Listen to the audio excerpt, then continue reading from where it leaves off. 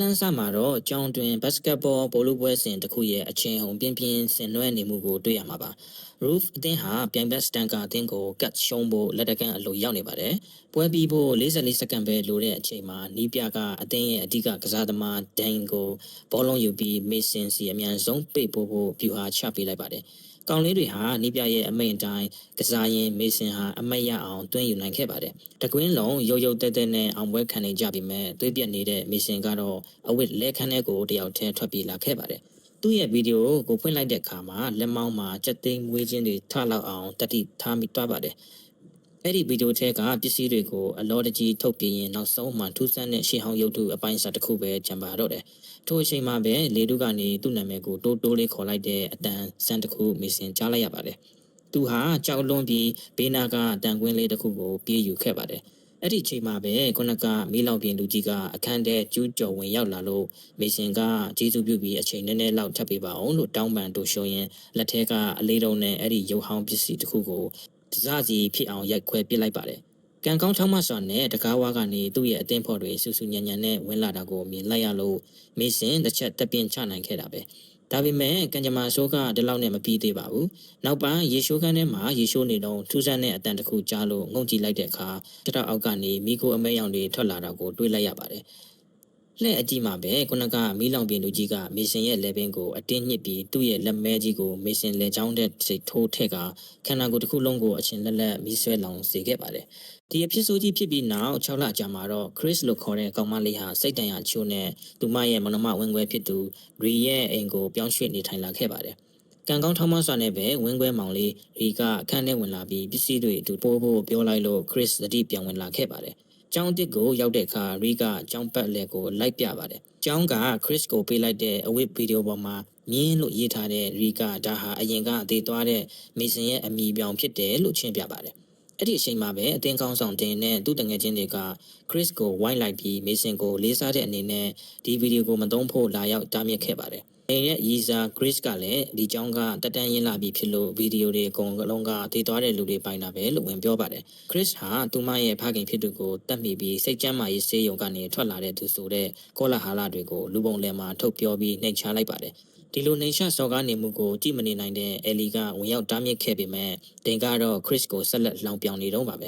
ဒါကိုဒေါသထွက်သွားတဲ့ Chris ကတင်ရဲ့မျိုးပွားအင်ကာကိုခြေထောက်နဲ့အားပြင်းပြင်းကန်ထည့်လိုက်ပါတယ်။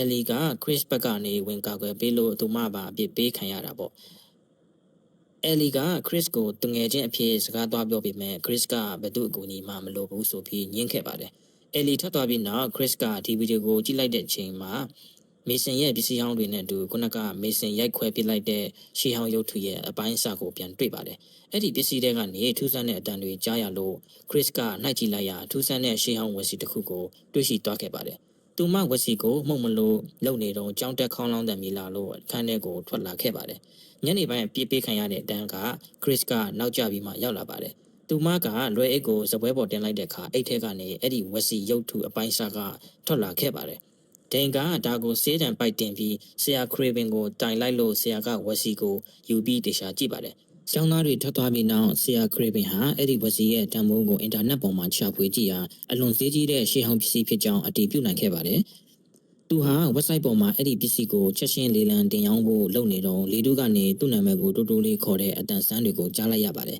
။အဲ့ဒီအတန်ရဲ့ဆွဲဆောင်မှုကြောင့်ဆရာခရေဗင်ဟာဝက်စီကိုကောက်ယူပြီးအားရပါရမှုတ်လိုက်ပါတော့တယ်။ဝက်စီမှုတ်လိုက်တဲ့တပြိုင်နက်တည်းမှာပဲအခန်းရဲ့ဗဒင်းပေါက်မှန်ကြီးကအလိုလိုအကွယ်သွားခဲ့ပါတယ်။ဆရာဟာထိတ်လန့်သွားပြီးဝက်စီကိုစပွဲပေါ်ပြန်တင်က website ကနေအယောင်တင်မှုကိုအတည်ပြုပြီးအခန်းထဲကနေခက်တက်တော့ထွက်လာခဲ့ပါတယ်။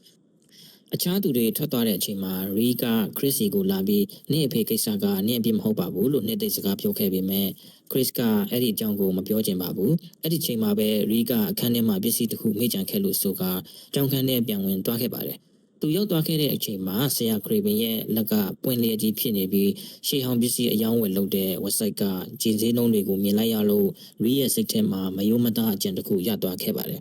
တစ်ဖက်မှာလည်း Chris ဟာကျောင်းအပြင်မှာ Law လို့ခေါ်တဲ့ Christian လူငယ်တိုးထိန်တယောက်နဲ့ဆုံခဲ့ပါတယ်။သူက Chris ကိုဖះကျောင်းနဲ့လာဖို့ဖိတ်ခေါ်ရင်းနဲ့တစ်ဖက်ကလည်းစိတ်ကြွစေးမုံတွေကိုရောင်းဖို့စူးစမ်းပြီးအခမဲ့နမူနာတောင်းပေးခဲ့ပါတယ်။ညနေပိုင်းမှာတော့ဆရာခရေဗင်ကအခန်းထဲပြန်လာပြီးရှေးဟောင်းကျုပ်ထုကိုအပိုင်းစာကြီးကဗလာ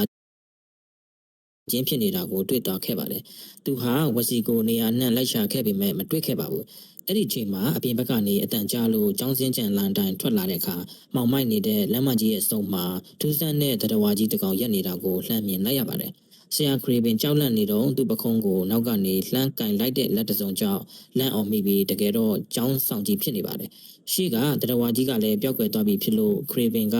သူ့စိတ်အာရုံကနေထင်အောင်ထင်မှားဖြစ်ခဲ့တာပဲလို့မှတ်ယူခဲ့ပါတယ်။ Chris ရဲ့အင်္ဂါပါတီပွဲမှာတော့ Reed ဟာကျောင်းခန်းထဲကနေခိုးယူလာတဲ့အဲ့ဒီကျင်းစာတဲ့ဝက်စီကိုထုတ်ပြလိုက်ပါတယ်။